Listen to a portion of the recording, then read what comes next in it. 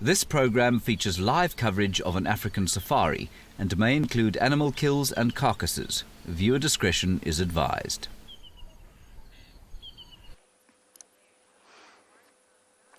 Good afternoon, everyone, and welcome. This may look like a sleepy hyena. It is a sleepy hyena, but tucked under her belly is the tiniest little cub suckling the new generation of the Juma clan. So, it's that time of day, everyone. Welcome aboard. It's time for your live safari.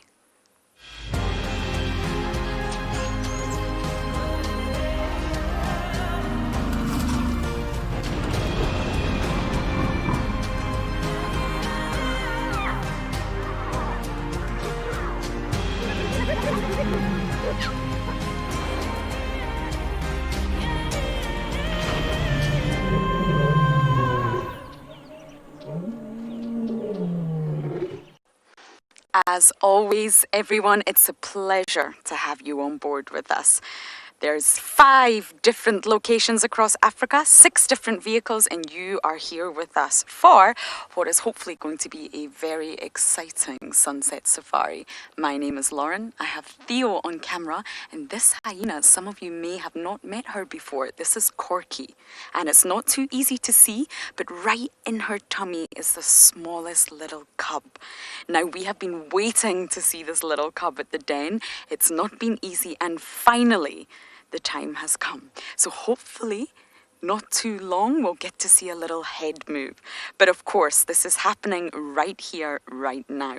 We want you to talk to us. Send in comments and questions, any questions that you may have about the environment here. You can use the hashtag WildEarth @FC, or you can even send in email to kidsquestions@wildearth.tv. We very much look forward to hearing from you. Now, it's hot today. It's a really, really hot afternoon for winter here in South Africa, and I'm very surprised to see Corky here lying in the middle of the sun. She's not even trying to escape the sun. It's just so exciting that her little cub is there. I promise you, it's just very, very young and very small. It's actually 27 degrees Celsius here today, which is very warm for the peak of winter. And there's 2 other larger cubs inside the den that we haven't managed to see for quite some time. Cookie, you're saying it's so good to see Corky and her cub. Yes, I have been waiting for this moment for such a long time. It's finally arrived. It's finally happened. She's here during the day, which is fantastic news because we thought there was a chance she was actually nocturnally suckling, which means she was coming at night time, avoiding all other interactions with other hyenas. So I'm going to sit here, be patient, and hopefully we'll get a better view of this cub. But for now, we're going to send you across to NIKKI, who has cubs of his own.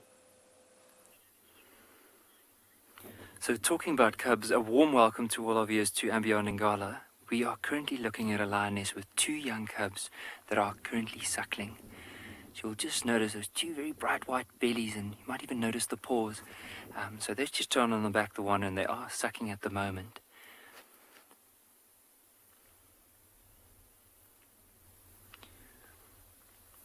So I'm NIKKI. I'm going to be your ranger for this afternoon, and with me on the camera is Owen. So hopefully together we will be able to just show you a bit of what we are looking at currently. So just for now, it's this lioness with the 2 youngsters, and as well as some more members of the pride. So you'll notice just at the back there's quite a few that have turned around onto their backs, and some just lying on the side. Now, this is part of the pride that we refer to as the Birmingham Pride. So it's basically a pride of over 10 lions, and 2 of them are white. So 1 white male and 1 white female, which is really special to follow as well. So with this time of the day, you can imagine with lions, they are pretty lazy animals. And with it being warm, the chances are they're just going to find shade like this and lie down for the next little while.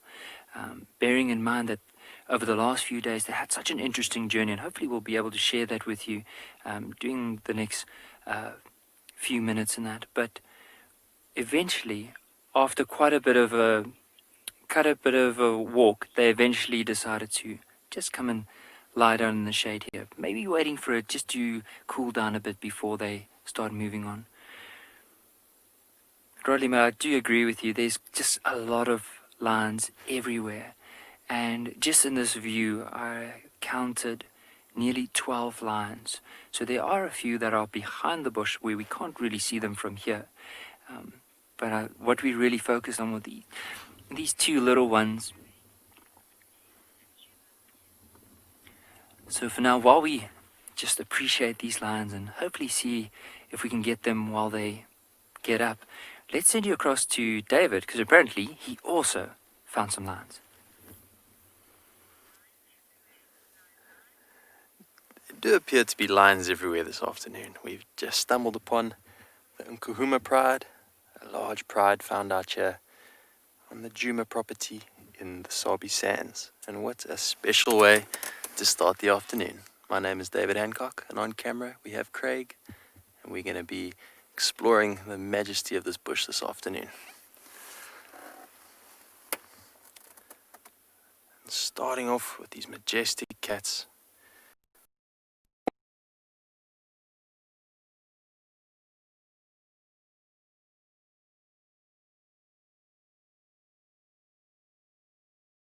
That side. So, just wanted to go back to the young cubs. Welcome back to Beyond Ngala. You'll just notice how this female is just so relaxed at the moment. Now, these youngsters are well over 3 months old. And so what's happening now is their teeth are really sharp. So whenever they try and fight, especially the one on the left there, you'll notice he's a bit of a different color to the one on the right. He's more of a grayish color. It's hard to see with the angle that we're looking at now. But whenever him and his sister do fight for an opportunity to drink, with those sharp teeth, it sometimes irritates the mom. So if they're lying down like this, it's fine. But as soon as they start wanting to drink, they might irritate her and she'll get up and start moving. But you can see she is so relaxed at the moment. Slow breaths, head down. She's probably fast asleep. Dylan, I'm not too sure in the exact amount. I mean, because it all depends from when they were born until now. Because now, whenever they get an opportunity to drink, and the older they get, of course, the more they're going to drink. So what I'll try and do is, I'm not too sure at this particular age they're at now how much they would drink. So I'll have to definitely find that out. And hopefully within our next episode, I'll share that information with everyone.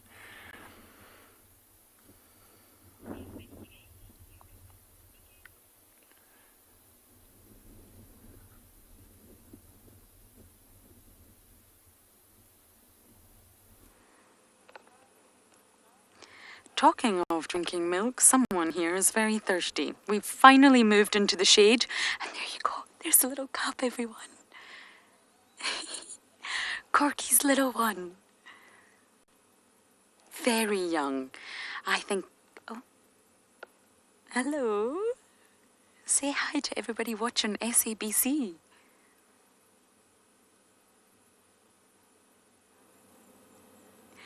Yes, I think I overestimated how old this cub was when I first saw it. I think it's probably only about 4 odd weeks now. It's very young. Hyena's gestation period is 4 months. So the cubs are actually born a little bit further developed than the likes of lions and leopard, but they're still weak. They still need to be stashed in dens. They can't walk very well. Got really weak back legs.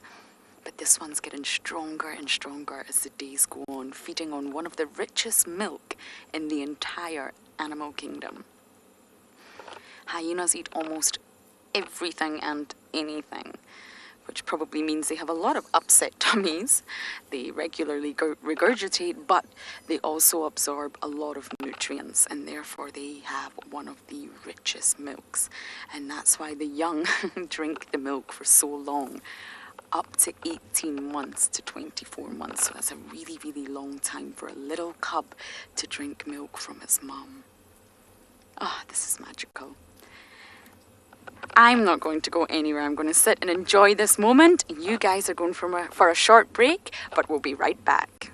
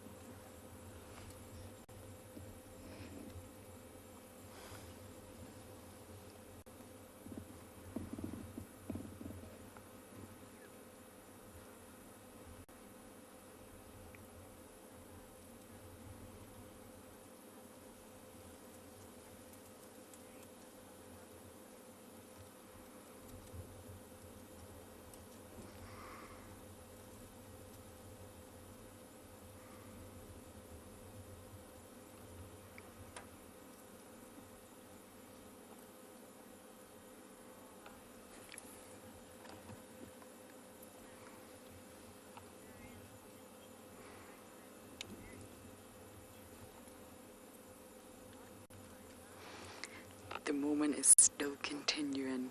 Corky's alert. She's sniffing the air. She always has to be alert, of course, because threats can approach at any point. She's vulnerable, she's lying down, and she's got her offspring under her tummy. What a great way to start this live safari. I'm so excited to show you all. And if you have... Oh, apparently we're not live, everyone. So I apologize to you all in the internet. All of you on the internet, we're not live. So I will be quiet once again.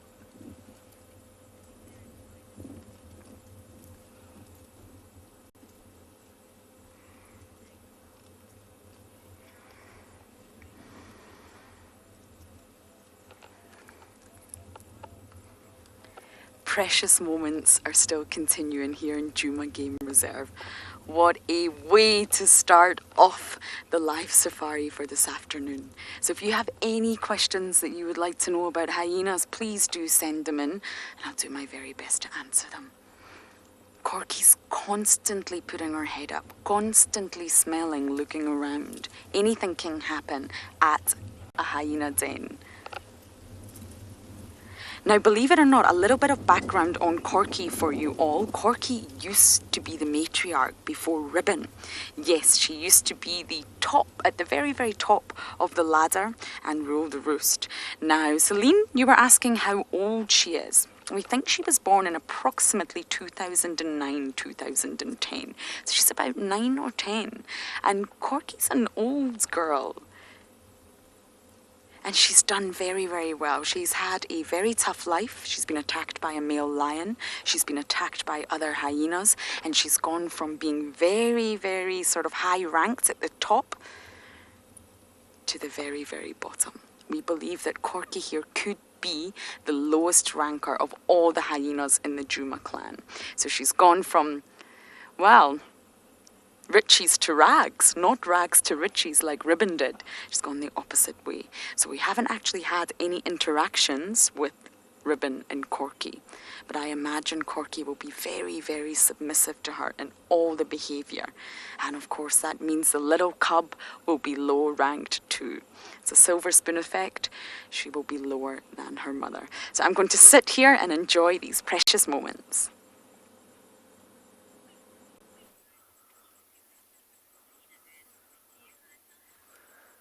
Well, we are still here with the Nkuhumas.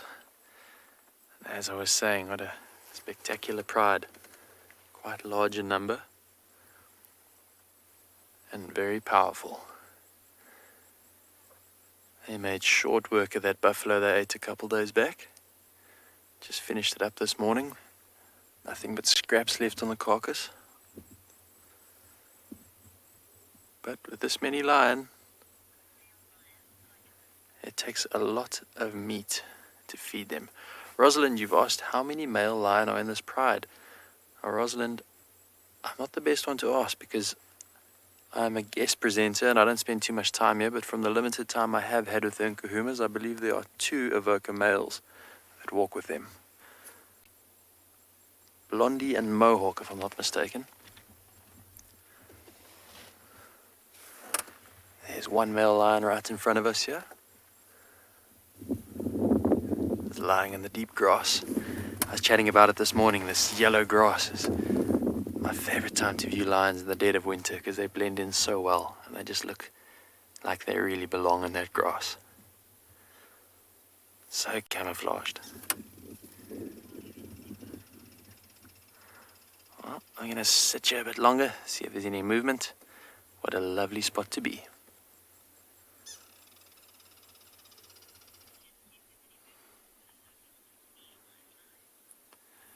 So earlier with Dave, he was mentioning how well the lions blend in, especially to the environment. So there is also a male lion lying down here, but I just wanted to show you quickly the color of this male, and as well as looking at his mane, how it blends into the grass in this area.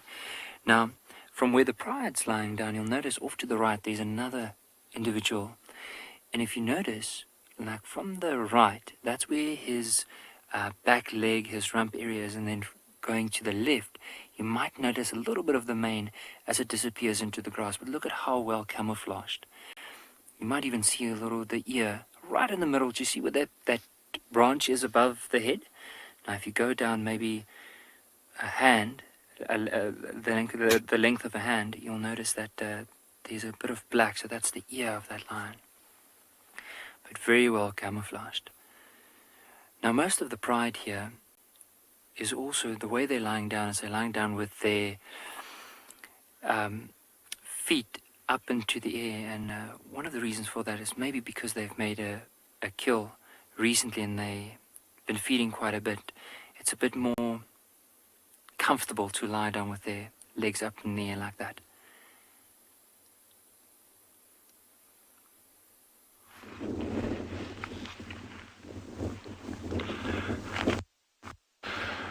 Good afternoon.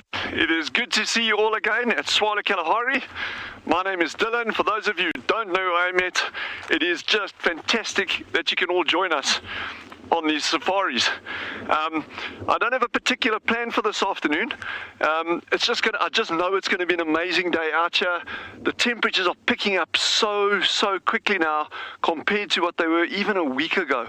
The mornings are still nippy, but the temperature now where I'm standing is probably about 23, 24 degrees, give or take, centigrade. So it's actually warming up, and that does worry me a little in terms of trying to find these little creatures like our African wildcat, my nemesis at the moment. These things tend to be nocturnal, but in these cold winter months they come out during the day, late in the afternoon. So with these kind of temperatures, it's almost at the point where that behavior is going to be shifting back to being completely nocturnal. But we'll be out, we'll give it a good bash. There's a waterhole down the road, so I might take a turn past that waterhole, see if there's anything of interest down there. And but yeah, it's really amazing having you along.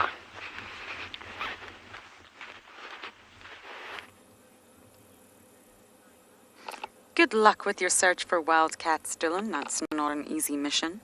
My mission was slightly easier. Coming here and, of course, finding mother and offspring at the den. Now, it'll be a while before we can estimate the sex of this little cub. It's not easy. It's really not easy. Male and female genitals are very similar, as some of you may know. So it takes a lot of observations and a lot of, well, zooming in to try and establish if it's male or female. We're hoping it's a female because the Djuma clan needs more females around, but there's a chance that it could be male, of course. 50-50, who knows? I'm gonna hope for female. But the cubs are actually born with their eyes open, completely different from lions and leopards, and they're also born with canines erupted, their teeth erupted from the gums, and they're quite aggressive. They can be very aggressive within twin litters, but for some reason Corky only has one. So did one die? Sorry about that, that's my game drive video. Did one die during the birthing process, or did she just give birth to one? We have no way of knowing. But generally speaking, hyenas give birth to twin litters.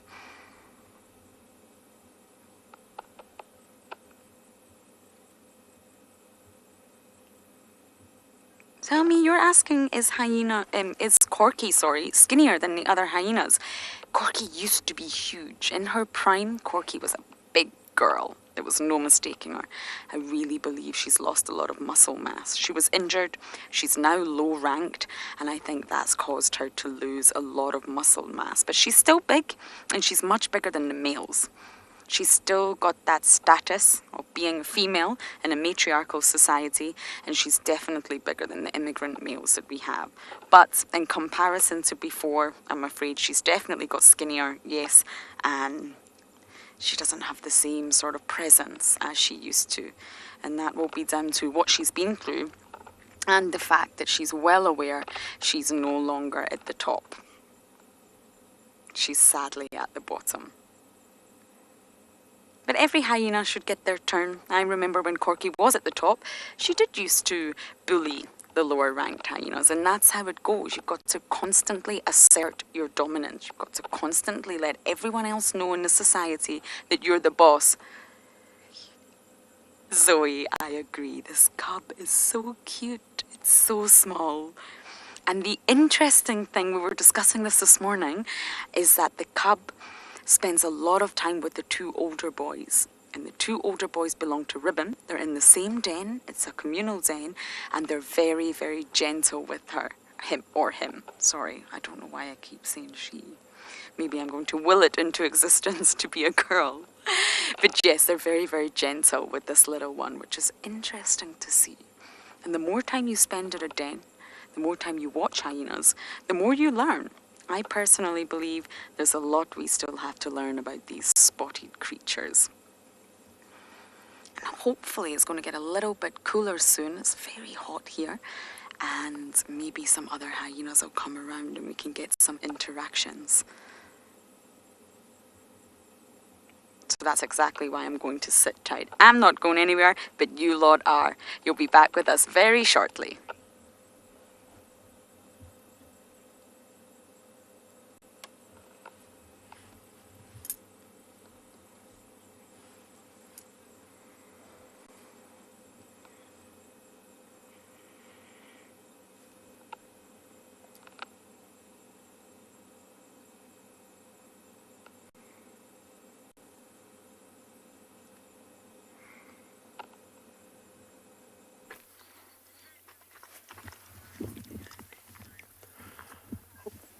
Welcome to Djuma with the Nkuhuma Pride. Lovely to have all you viewers from the internet with us this afternoon. We have spent the last few minutes with this large lion pride, the Nkuhumas. Nice and full from last night's buffalo. They haven't done much moving. Just moving from shade to shade, digesting.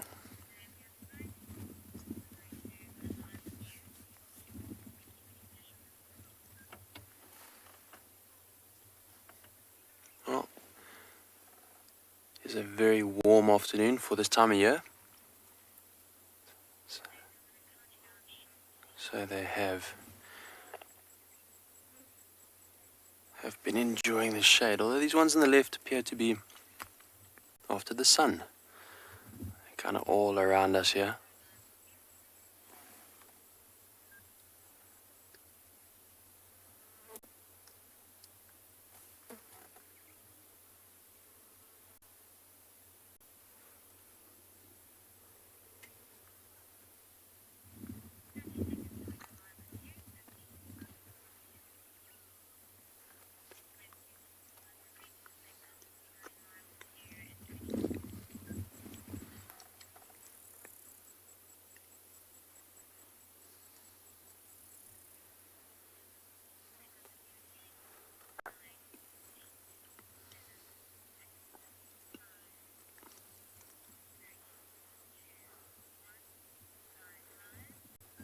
And welcome back to our sleepy lions. It's a lion cuddle puddle. See that big male lying there on the arm of that female lioness. Just enjoying the shade. Very different look to when they are agitated and staring at you through the long grass. This is rather the typical sleepy lion, no worries in the world look. David, you reckon this is a comfy lion? It is a very comfy lion, lying on its friend.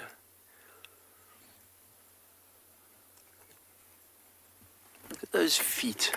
Greg, can you zoom in on one of those paws? Look how incredible those pads are. Such a majestic creature. As they lie about here on the soft sand, let's send you over to NIKKI.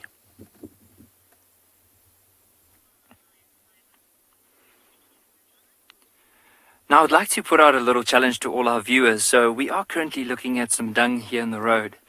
But what I would like to challenge you on is to try and identify or try and tell me what you think, what animal made this particular dung, or what to who does this belong.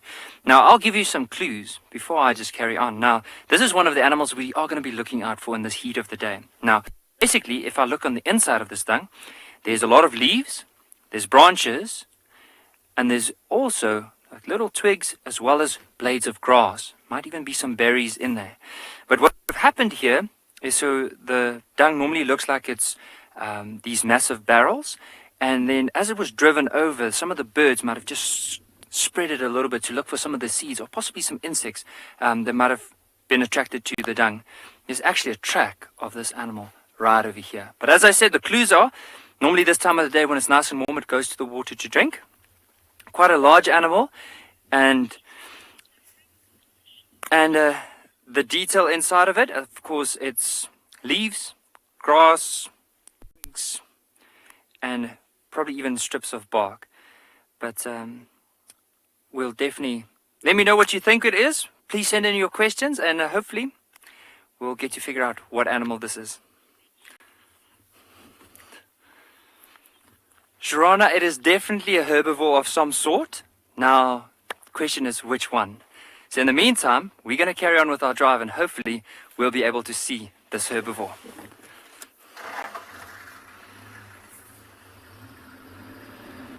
I think I might even see this herbivore. Mr. Wild, that was was that a good guess, or did you just know that? But it is an elephant. Well done.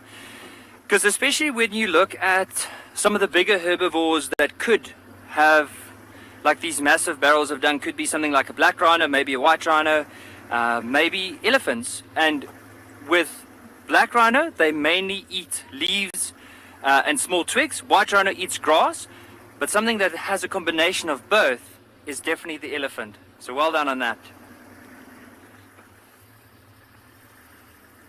Now let's see if we can find these elephants, especially if we head down towards the waterside. Now there are tracks, and in the meantime, while we are talking about particularly rhino, let's send you across to Mpumalanga and hear what's happening on that side. Good afternoon, and as Nikki says, we have managed to find some white rhino. My name is Clive, though. We are coming to you live from Mpumalanga Private Game Reserve, and behind the camera we have Marcel. So we've been exploring a bit of a different part of the reserve today, or this afternoon should I say, to where we were this morning, just to see what we can find this afternoon. And first things first, some white rhino. First things we've found. Really, really nice to find them like this.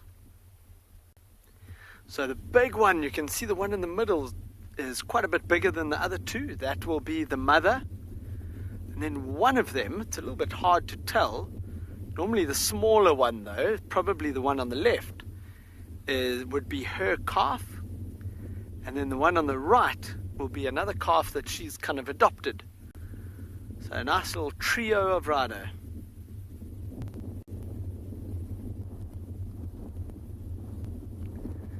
You can see. Camo Pug, you're saying it's your favorite animal. That's awesome. I'm so glad we could show you your favorite animal then.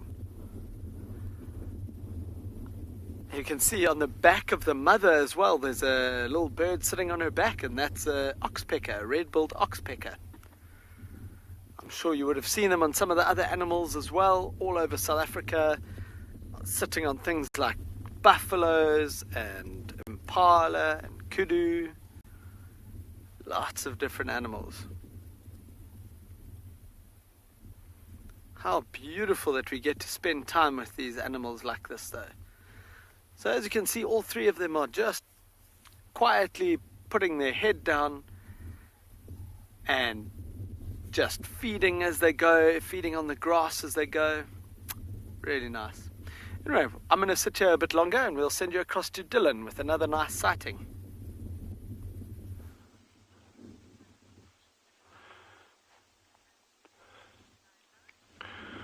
We've just got a herd of gemsbuck moving down to the water, or perhaps they've just come from the water. The dam is only about 100 yards away from us, out to our right, but we'll pop down there just now. And these gemsbuck are remarkably well adapted for these arid areas. And in fact, they don't need to drink water. They normally get most of their water requirements from the plants, the vegetation that they eat. And they've got a number of really interesting physiological adaptations to prevent water loss as well. We can chat about that more at length later. But they do drink water. We've got some species that I've never seen drinking water, and you know, the literature says they don't. But you know, you got to take that with a pinch of salt as well. You know, for many years, people said aardvark don't drink water. Well, we've got so many photographs of aardvark drinking water. So it's just interesting. You know, often the literature is pertaining to a study or something done in a particular area. So you just got to keep your eyes open. Those of you that are going to national parks or reserves anywhere, you will be very surprised just how valuable citizen science is in terms of recording and logging interesting sightings.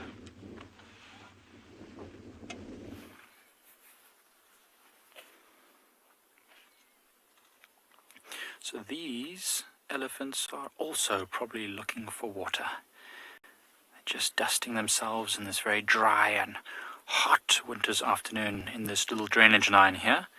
But I suspect they'll move to water at some point later this afternoon, which will be absolutely fantastic, because it is a good afternoon to have a nice cold drink. Hi, my name is Mike, and behind the camera we've got Seb, and you're joining us here at Eco Training's Pride Lands Conservancy. It's really wonderful to have you. And as I said, we've come all the way from our camp, the other side of the reserve, to check on the water holes, because it's a hot afternoon. We think that the animals will be likely focused around the water holes, and we've come lucky because we've got this really big herd of elephants just here in front of us, including, although he's moved off just to the right now, hopefully we'll get to show you him just now, that really big elephant bull Kumo that we saw last time we were here at this area. Seems like he's been following these elephants. So that is another elephant bull over there, just socializing with another elephant, maybe a young female. We've seen a whole group of bulls, maybe 4 or 5 of them moving in this area, and they've finally joined up with the herd, which is good. Now it's time for socializing. These elephant bulls don't often spend too much time with females because they're not yet old enough or big enough to mate yet, and especially big elephants like Kumo will keep them moving. As you can see here, we haven't really seen elephants moving their ears like this much over the last few days. Because it's nice and hot today, they're flapping their ears quite a lot in order to be nice and cool, not keeping their ears tight to their sides. And this is an old female walking through here. We heard her do a bit of a rumble a moment ago. She might be one of the older females in the group, leading them where they need to go. Looks like she's got a youngster following right behind her. See that? That's her baby. Terry, it is a lovely afternoon. I'm glad that you like it.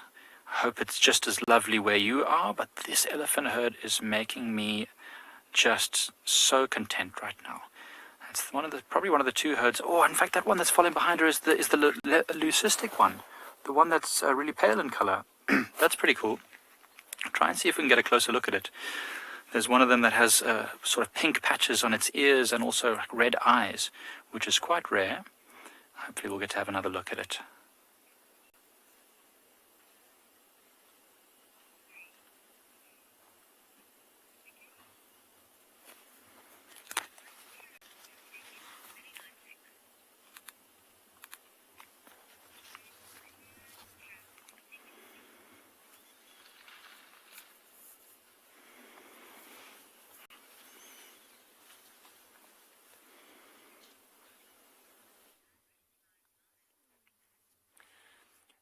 We're just having a look at what looks like a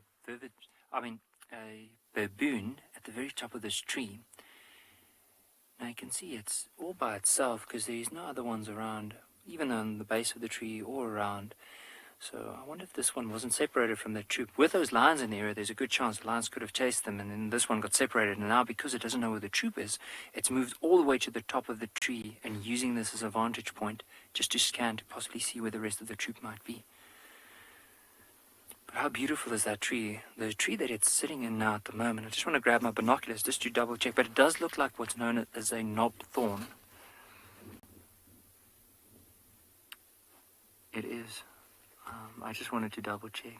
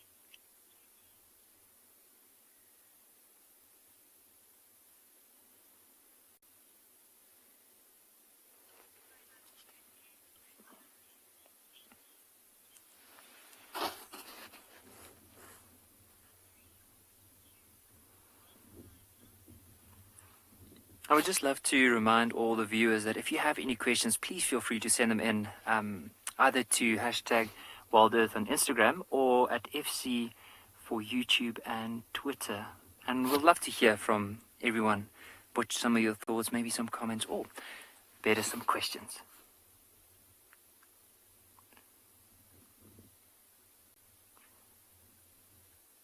Now I nearly said vervet monkey again. I think the reason being for that is because earlier on we saw some vervet monkeys in the distance. But with this baboon, it's just currently scanning above the top of the trees. Now, earlier on it looked like it was staring more towards the back from where we are looking at it now. But now it's almost scanning over us. So definitely separated from the rest of the troop. Because often with baboons, they are very social animals. And their troops can be up to 100 individuals within an actual group together. So seeing one all by itself like this, very strange. Now, also noticing that just here at the back, there are also some baboon tracks on the road. So maybe, as we mentioned earlier, the whole troop might have moved through here. And as they moved through, with those lions being around, probably chased this particular one. And, of course, being a big tree in the area, decided to go and take cover up in the very top of that tree. But in the meantime, I think from here on, I'll just slowly carry on to see what else we can find in the area. But in the meantime, from there on, let's head across to Dylan.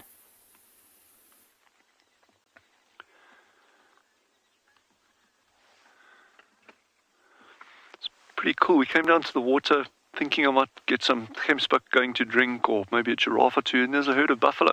So they've just come up from the water. There's actually still some mud on them. And out of frame across to our right, there's one actually in some thick bush that's actually scratching its horns and making a real knocking sound. That big tree at the back over there, you can just see it. There's a bit of movement there. There's a big buffalo bull directly at the base of that tree. So unfortunately, our mics can't pick it up from that distance, but he's making all these knocking sounds as he's hitting the branches with his horns. But these ones are onto an old tree stump here, and you can see why they call them rubbing posts. A lot of guides will talk about a rubbing post, and that's what it is. And they often get incredibly rounded off and smoothed, as if you've worked it down properly with sandpaper until very, very fine and shiny. So on Tswalu, with all these hills that we got here, along the bases of these hills, you actually get these big boulders.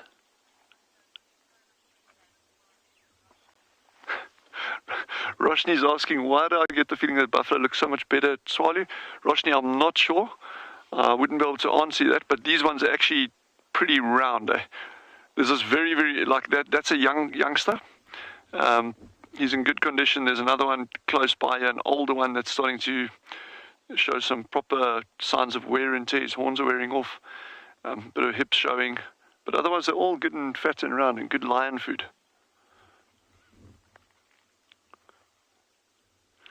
But along the base of the hill, speaking of rubbing posts, you often get these massive boulders that have tumbled down over millennia. And you got these boulders that have been rubbed completely smooth.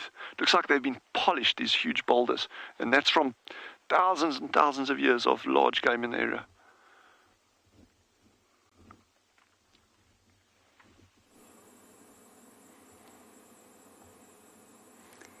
This little one is not stopping.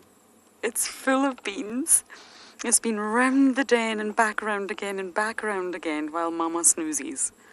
Not the best views, but there's no point in us turning on the car right now. Getting very brave, and I think it's learning from the two older boys. Oh.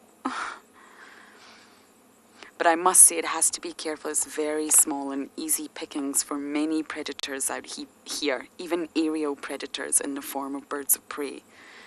But generally, hyenas have a really long life. They can live for up to 20 years in the wild, despite having a real dangerous lifestyle of hunting and scavenging, which exposes them to a huge range of pathogens. They actually have a very long life in the wild. And their immune system is it's a hot topic in science these days, because they're very socially complex animals that integrate and constantly communicate and surround themselves with one another. And yet, They never seem to be affected by diseases which wipe out their competitors, such as rabies, anthrax, canine distemper. They show extraordinary resilience to these diseases and is all believed to be in their immune system and their stomach acid.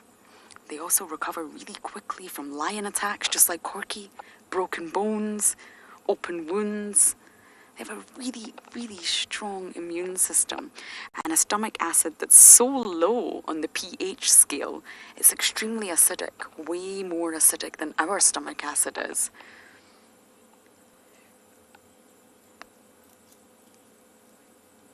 Tony, you're asking, are low-ranking animals allowed to breed? Well, let's just talk about hyenas for now. So this is Corky, and she is who we believe to be the lowest ranking hyena in the entire clan.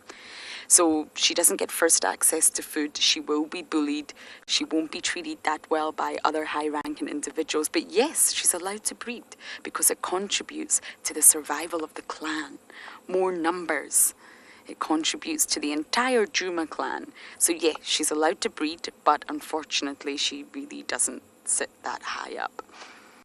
Oh, I think this little one is cleaning its mother's bottom. How kind. So I'm going to try and keep up with this little one because, well, it's full of energy now. So we're going to sit tight and wait and see what happens.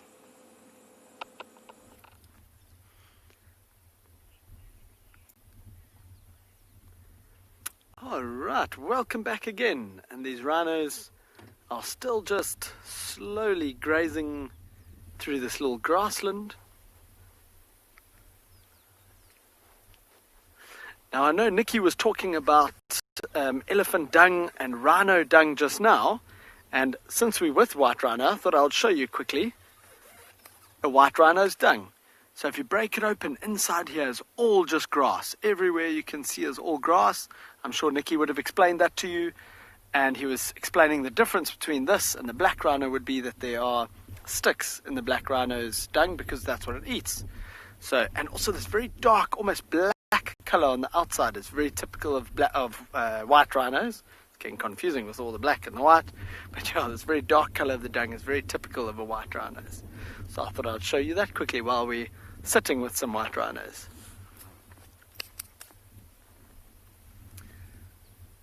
Such a beautiful view. Look at that.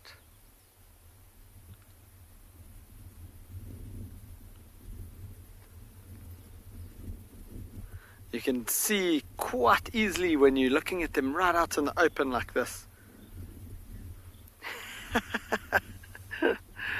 Michelle, you don't have to worry about that.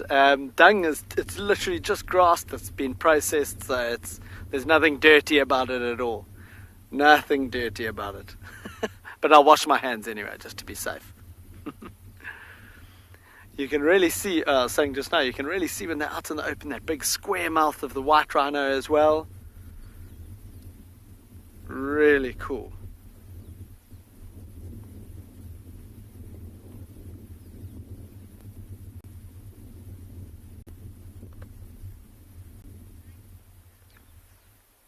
Oh, they seem to be turning and going off in a different direction now.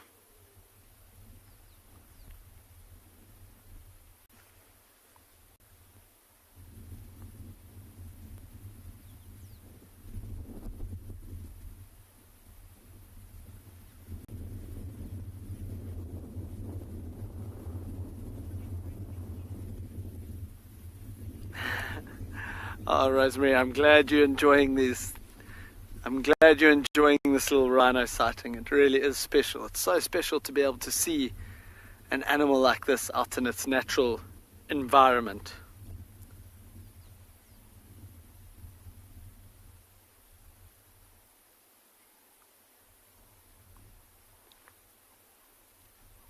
Some beautiful birds calling out this afternoon as well. You can see this little drongo just above them.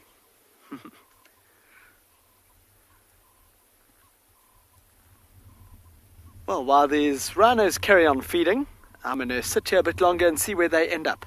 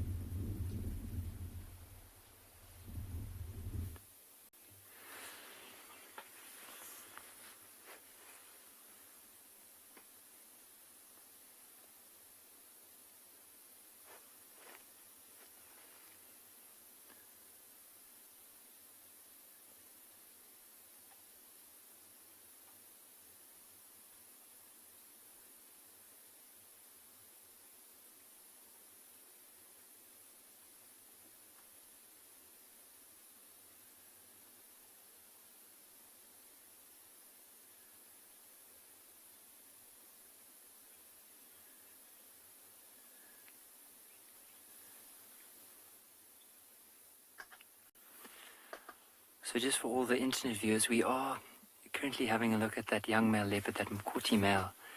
And you might just hear the crunching noise as he is gnawing away at this impala carcass.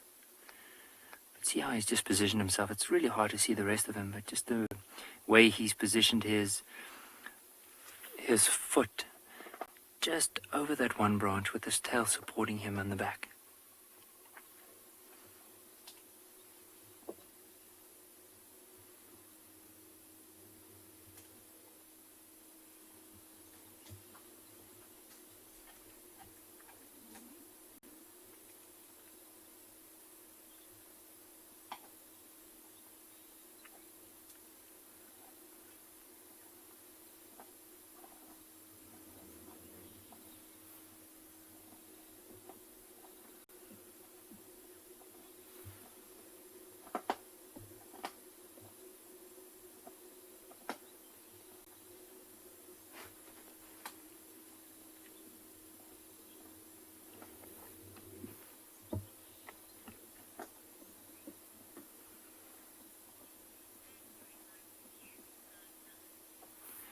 There's another amazing animal that we were able to see along this river, the Timbavati River. And if you look at the tail here, notice the black rings around it and quite a bit of like white on either side. So this is a leopard, a young male leopard that's currently up in the tree with the impala carcass.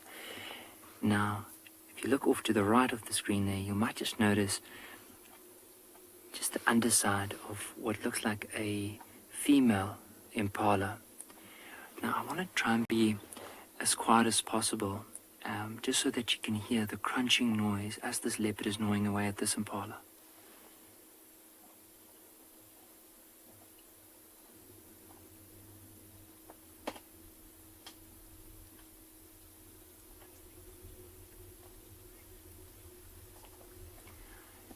In the meantime, I just want to spend here a little bit longer to see if we can get another glimpse of him if he starts repositioning himself.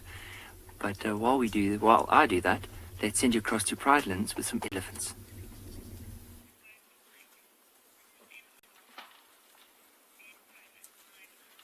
So we've got now this whole herd that's slowly moving past us, and we've got her mother with her youngster that's suckling. We've just stopped to have a bit of a top up. You know, it's long and dusty and dry, these walks along the bushveld. I think the mother is running out of milk, though, because she keeps growling at this baby. Oh, that's so cute. I think she's running out of milk, though. She needs to eat and produce a bit more, because she keeps growling at this little one. Oh, look what it's doing with its trunk. It's got an itchy nose. That was so cool. Oh, stuck straight in there again. Look at the trunk. Look at the little tip of the trunk, how it's just fiddling around. That's the cutest thing ever. Oh, boom. See, when they are quite aggressive like that, the youngsters, it's because they're trying to squeeze out the last little bits of the mother's milk. But look, it's going to go to the other side now in the hopes that it maybe can get some this side. See how the mother, I don't know if you heard that, there was a little growl there. She put her leg forward in order to give the baby, oh, I don't know if she wanted to give it access. I don't know if you heard that. She is growling. She doesn't like that at all. She's had enough. It's probably been quite rough now, the baby.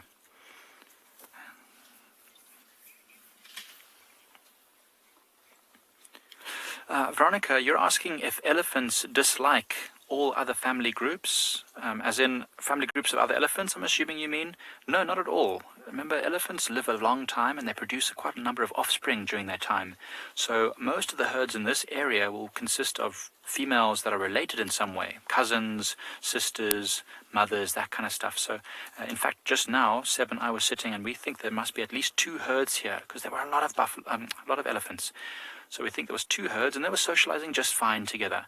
So I think they're probably, they don't dislike other families. Of course, there'll be times when maybe there are arguments, as with all families. But no, what they don't like, though, is that big elephant bull who's behind them. That's Kumo. We've seen him before. So Kumo has been sniffing around the females, hoping for mating, and neither of these females are ready for it. And they both growled at him and moved out of the way, just because he is very large. As you can see, he's at least twice the size of these females. And he can get quite... Watch this. He's going to come closer to them again. Let's see what she does. Well, it seems to be tolerating him for now.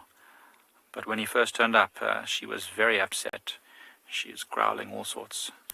In the meantime, whilst we see how this develops, we're going to send you back over to David with his lions.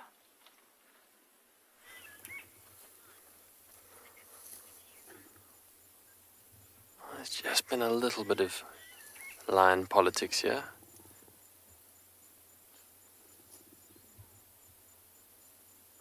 You can hear the low grumbling of that male.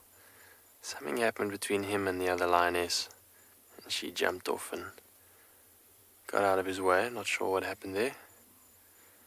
The unspoken lion politics, perhaps. He stepped on her tail. Very interesting, we just witnessed what's known as the phlegm and grimace, where the female that appears to be coming into season urinated, and the male smelt her urine, even licked it a little bit, and then does a funny grimace, where it kind of looks like he's snarling, but what he's actually doing is he's assisting the scent up into his brain. Common with not only lion. Maybe they'll do it again for us and we can have a look at it. As our lion dynamics unfold, I'm going to send you back over to Lauren with her hyena.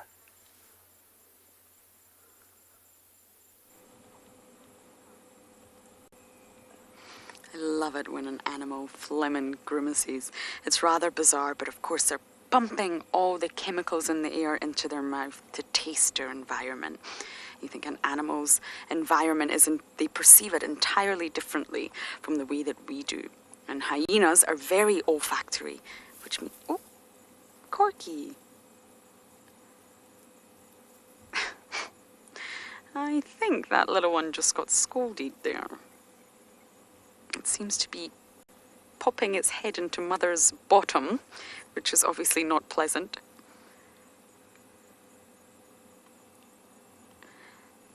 And yes, they're highly olfactory. Hyenas can smell old trails that are days old, days upon days, and they can still smell the blood.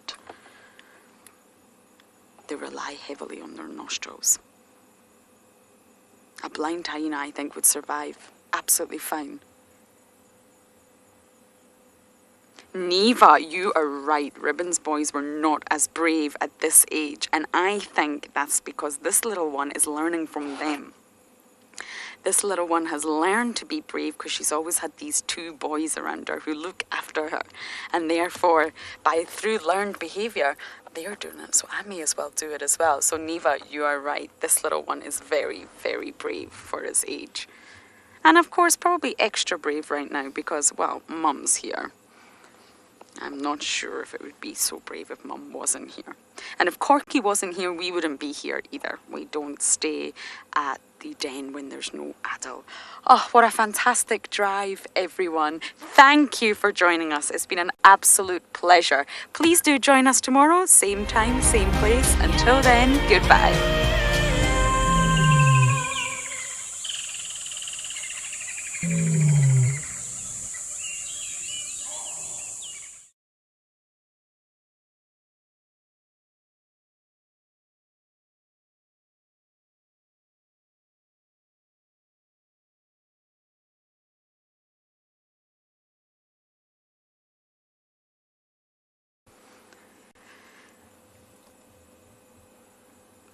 Welcome everyone, our lovely internet viewers who are still with us. What a drive that was on SABC. My name is Lauren. I do have Theo on camera, and we've spent an hour in the blazing hot sunshine. Yes, it's very hot, watching this tender moment between Corky and the little one.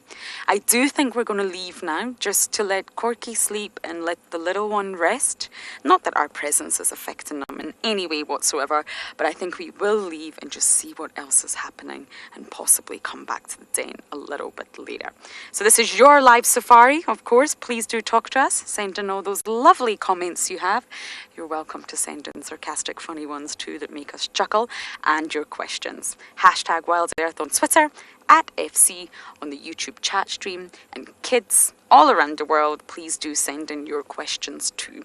Use the email address kidsquestions@wildearth.tv.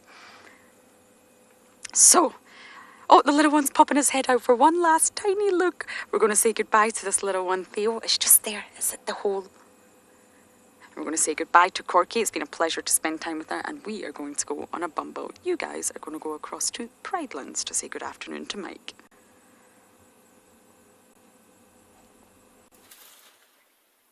Now we're still with these elephants, and the two of them just now passed by us. Actually, we're going to maybe try and turn around. I think our signal is pretty good. I want to show you the size of this elephant that just went past us. It was incredible. This is Kumo. You know Kumo. Oh, we've got dwarf mongoose here as well. Gosh, we've got all this stuff going on. I'm just going to turn us a little bit so you can see. Oh, gosh, no, we're in a bit of a tricky spot. You know what? I'm not going to turn us. We're going to enjoy these two elephants in front because we've got lots of sickle bush around us and it's a bit tricky. But yeah, we just had Kumo walk right past us, and both of us had to go quiet for a moment because we were like, whoa, big elephant. But he's so chilled, it's ridiculous. And then we've just had these mongoose come and join us as well, who are obviously also thinking that this elephant thing is a riot. See these little mongoose here. These are dwarf mongoose, and they were busy in their den. It's late now, you know, it's in the afternoon, so they're probably coming back after foraging the whole day to rest. And I'm glad we found this. This is maybe quite a big den. It's a big family. You can see they're having a good washing session now. Personal hygiene is very important if you're a mongoose and you live in a family with 20 individuals. Ouch, that looks a little bit painful, I'm not going to lie. If you live in a big family and you all stay underground in the same burrow, there's going to be lots of ticks and parasites, and diseases can spread, as we all know. So they have to keep themselves very clean in order to make sure that they are going to be as healthy as possible. Wow, there's lots of them. This is amazing. So we've gone from basically the largest mammal in the world to the smallest social carnivore and one of the smallest mammals in Africa. Look at this cute little thing. So all these dwarf monkeys are having a big grooming session. There's like a little pile of them there. I can't even count how many there are. 1, 2, 3, 4, 5, 6, 7, 8, 9. There's at least 10 that we can see just out in the open. That's awesome, and that doesn't include the ones that are probably inside. And the elephants were feeding all around them. I wonder what these small creatures must think when elephants come and start breaking branches all around us, all around them. Must be terrifying. But they're probably used to it, right? Oh, this is adorable. Look at them all. This might be one of the biggest families of dwarf mongoose that I've seen in a long time. Steph, I agree. These are really cute. I mean, they are much cuter than the other mongooses which we get around here. Mongooses, mongooses, I think. The other one that we get here commonly during the day is a slender mongoose, and that one has a really long face and a long body, and it stays alone. It's a solitary animal, so not as cute as these dwarf mongoose. These are the cutest of the mongoose, I think. Banded mongoose are also quite cute, but they're very, very scarce around here on Pridelands. We see them occasionally, but they're nowhere near as habituated as these ones. They don't usually let us get anywhere close to them. I wonder how long it would take to habituate a mongoose family like the meerkats at Tswalu. That'd be interesting to find out. Does anyone know? I'm not sure. Maybe only a few weeks. I guess you'd have to sit near the den like this and just be quiet and wait for them, and then eventually they would allow you to get closer and closer. Alright, so we're going to just sit here and enjoy these elephants passing by to the right and the mongoose sunning to the left. Wild Earth relies on support from viewers like you to carry on broadcasting our daily live shows. A small donation goes a long way in helping us on our mission to connect the world with nature. Please visit our support page to see how you can help and become part of the Wild Earth family. We just had to reposition a little bit to see if we can get another glimpse of where this young male is feeding. Now, we're going to try and see if we can get a bit closer to where the face is. But he is very well hidden in this tree, and it's hard to just trying to get a gap in order to see him. But from all the positions we tried earlier, this is probably going to be the best one that we had.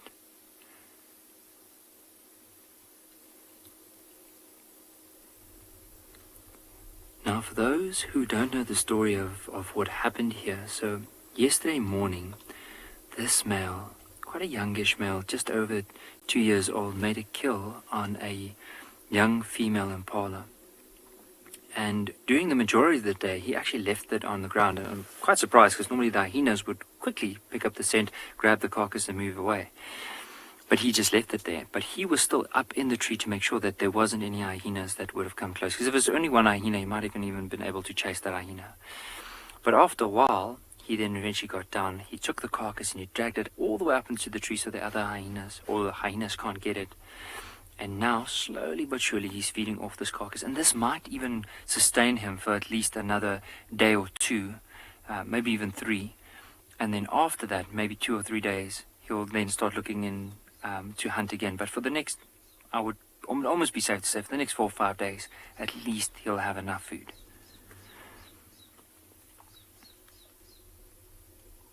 But you can just see that long, beautiful tail, like dangling down the tree. Now, often, if you do look for leopard, you might just find if they are lying down on a branch, that the tail would hang down like that. And it's often a good thing to be able to spot a tail, especially from a distance. I've had it many times where trackers were able to spot a tail, or maybe even a little bit of red in the carcass through quite a dense bush, or maybe a tree with a dense canopy cover, and they're able to do that. But for now, I just want you to listen to, as he's gnawing away at this carcass, you might just hear how he's crunching and actually tearing through some of the bones, tearing through the meat.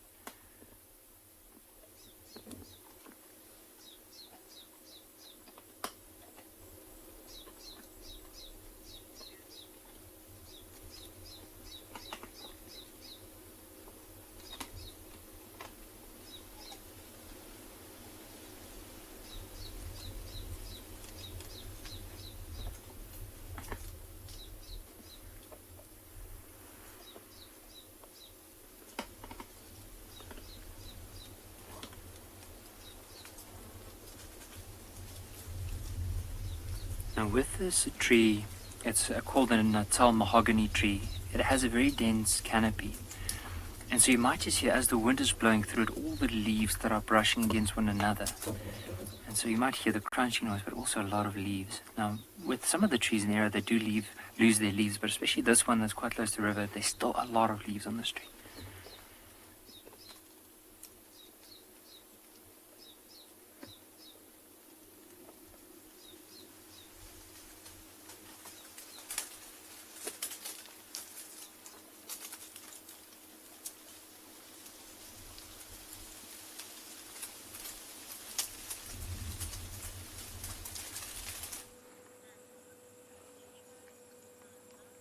Itching, scratching, yoga, dwarf mongoose yoga, it's all happening in front of us right now.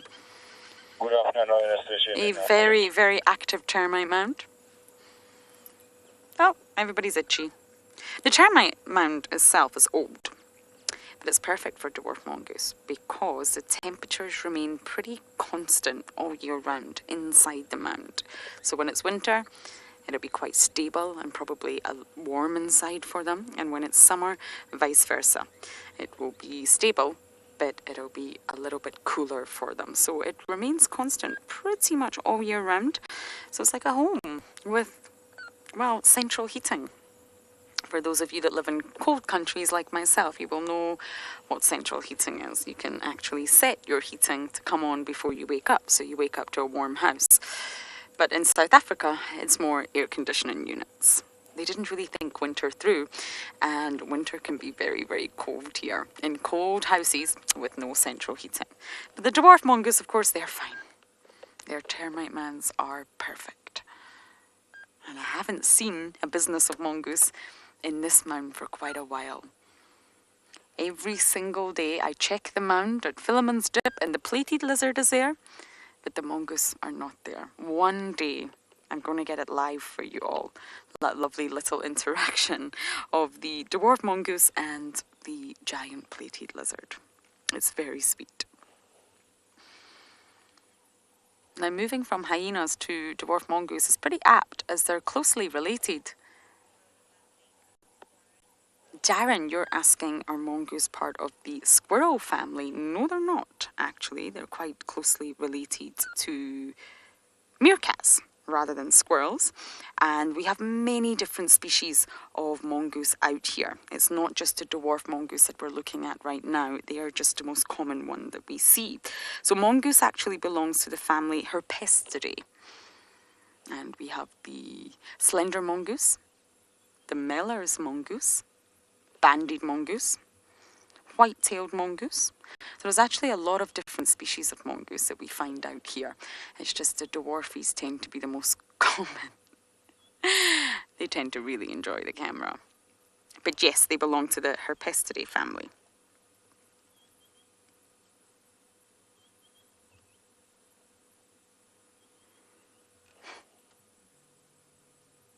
Apt climbers. They have maybe about 2 hours left of their day because as soon as that sun starts to set, they'll stop climbing, they'll stop running around and posing on top of the mound, and they'll dive inside. They do not risk being active or being visible as soon as darkness comes. Far too many predators. So they'll be running around now looking for some delicious snacks before darkness comes. So we're going to head to Chitwa today. I fancy seeing what's going on down there, and you guys are going to head across to some duck action at Tswalu.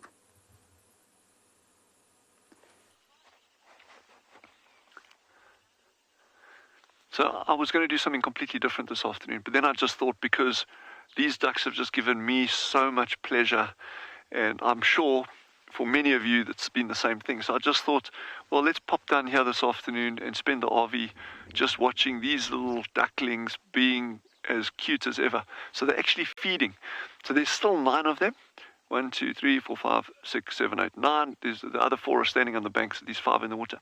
But it's just watching them foraging like this. So they're going for all sorts of little water organisms, any little aquatic life they'll be feeding on now, and they're going to grow pretty quickly. I think we said the books are saying in about 60 days, 68 days or thereabouts is when they'll be fully fledged. So yes, I'm really hoping that all 9 of them make it, but I just think it's like we pop into the meerkats every now and again. I think it'll just be really, really cool to pop in here and keep tabs on these little guys. And like I mentioned earlier, I think I've got something really, well, not think, I know I've got something really fun for you for next week, but I can't reveal what that is yet. But it is pertaining to the ducks. So what's interesting here is Sheldon, the male, he's the one sitting on the far bank there. But the female flew off earlier. So he will be here shortly, I think. She. She'll be in just now. And if we can get her landing, it'll be quite a fun shot. So what we're seeing, you've got these 2 little ones in the middle of the water over here, and you often get 1 or 2 that swim quite far away from the rest.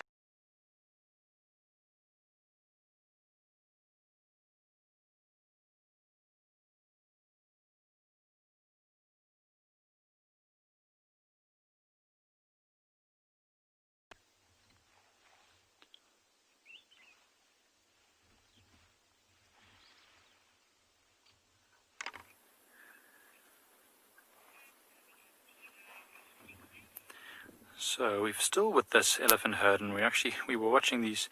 There's 2 or 3 young males here, I think, and they were just all sparring, having a bit of a play fight, pushing against each other, which is very interesting to watch. Remember when these get older? Oh, little one, bit too young maybe to play, but hey, why not? And it's very interesting to watch them because, of course, when they get older, they're going to have to fight with each other to dominate females, or the rights to mate with females. Look at this little one. I also want to kick things around and get aggressive. Look at it. I love watching them try and do stuff. It can't quite break the end of the branch. Oh, it's lost its leaves. Try again. It's just like it. I mean, when I watch my friends' children and the babies are trying to grip things and play with stuff, it's exactly the same. It's amazing to watch. So you see there's been a bit of a rumble now, and this elephants are starting to move, and the youngsters are still playing, but there's going to be a general movement off now. I heard a little bit of a rumbling, which is generally the matriarch saying, okay, enough's enough in this area, let's keep moving. Of course, the children are going to play a little bit. It's getting late in the afternoon. Maybe they've been having a siesta the whole day, and now they want to burn some energy. So there's a lot of activity with the young ones. Still playing, still fighting. This one here might be one of the older females. Maybe one of the ones that's rumbling. Although she's at the back of the group, so probably not. Oh, look at that. A lot of playing still. They actually changed direction completely. So they were heading up. Ooh, big pushing. I don't know. Maybe getting a little bit boisterous there. There's, it's all fun and games till someone gets a tusk in the bum, and then no one's happy anymore. But they've changed direction now. They seem to be heading maybe back in the direction of Leopard Dam. They were heading sort of towards us. I'm going to move forward just a little bit so we can see these young ones still playing a little bit. But yeah, maybe when the matriarch did a rumble there, it was to say, okay, we've been feeding enough, now it's time to go and have a drink. Maybe they're heading back to the dam, which will be great to see them come down to the water. It'll take them a while to get there, so we'll actually do a bit of a loop in the area and see what else is around while we watch these young males have a party.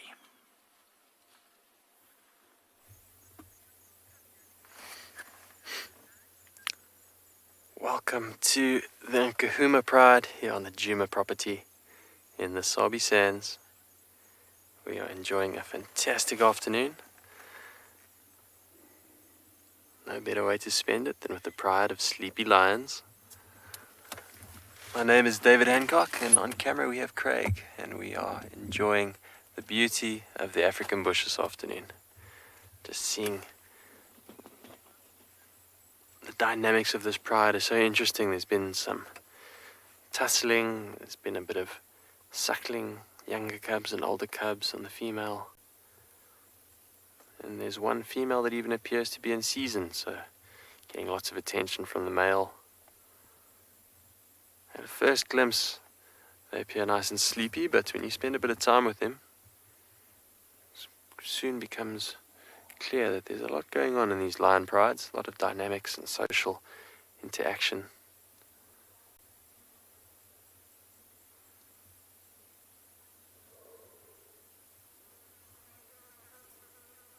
Very, very full bellies.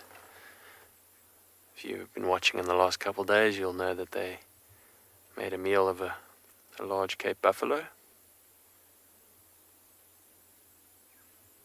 who has now filled up these tummies. Lots of meat was consumed. Look at that big fat belly.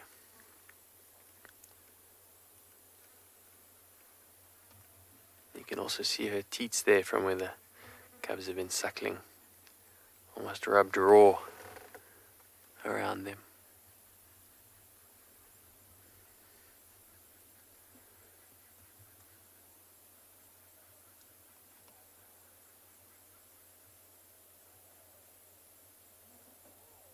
I don't expect them to go too far tonight. These full bellies, they have no need to go too far. I'm sure they had water last night. We found them this morning at Twin Dams. So all they have to do now is relax and digest.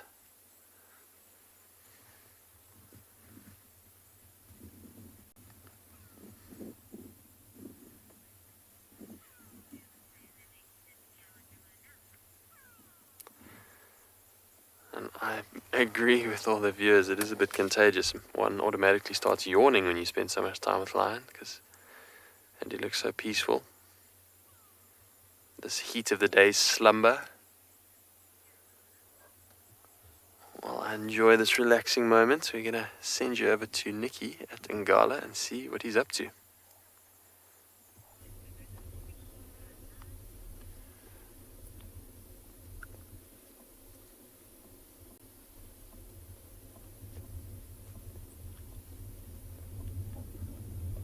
How beautiful is this kudu that's right in the middle of the screen, moving up onto this bank. Now, we're very fortunate in the riverbed, quite close to where the leopard, we saw the leopard earlier on, there's a little patch of water. So these kudu's came down to drink. After having a drink, now slowly moving back. Probably going to move into an area where they can start feeding again. But you can see very carefully moving up there, because they never know what could be on the other side of that bank. But it is a beautiful animal, especially seeing it in the sun like that, and how elegant and swift they are on their feet. But notice those ears, how they're pointing back, forward, sideways, looking around. You'll also notice, like, just underneath the tail, there's a little patch of white. Now, often if they do run in a dense area, you might just notice they pick up their tail. So there's just this very bright white color under the tail, so the others can follow them. And as soon as they stop, they just lower their tail again.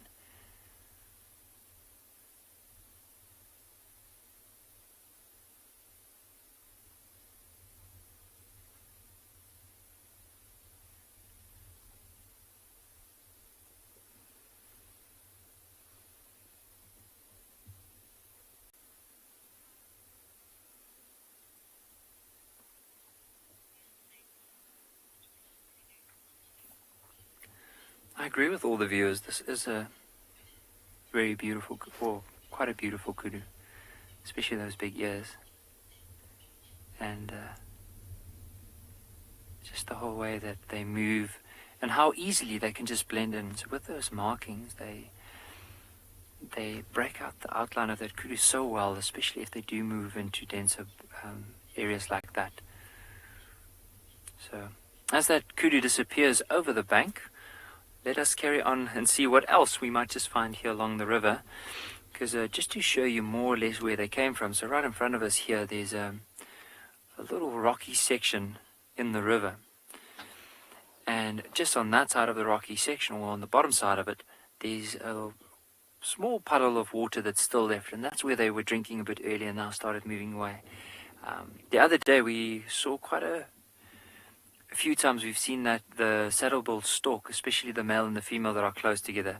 But in the meantime, let's carry on. Maybe there's a chance of seeing something else coming down to drink, which I'm hoping for.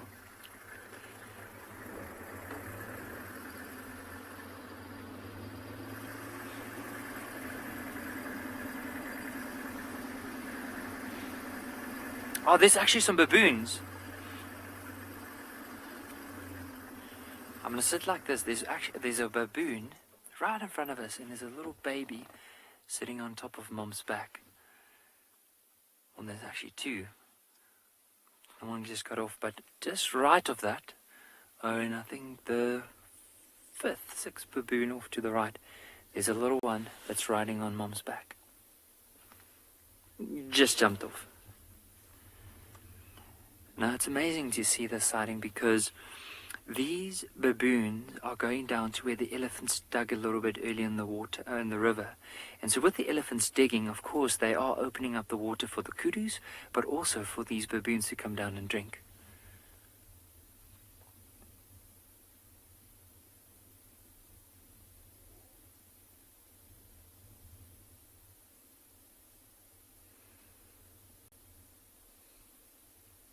Just watch, this little one got onto Mom's back.